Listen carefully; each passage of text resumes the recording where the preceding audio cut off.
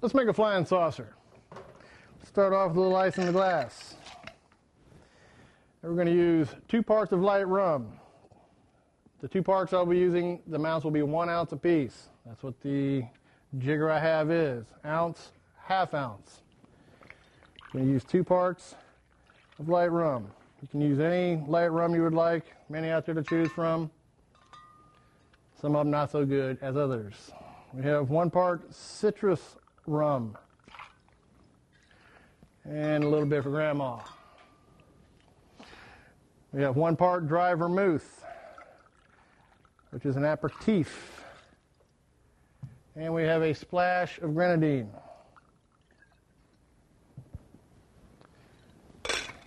Apply the shake top and we shake. Shake thoroughly.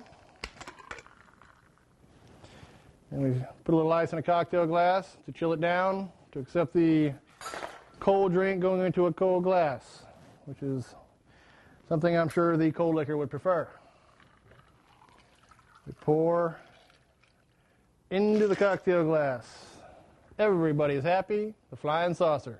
Cheers.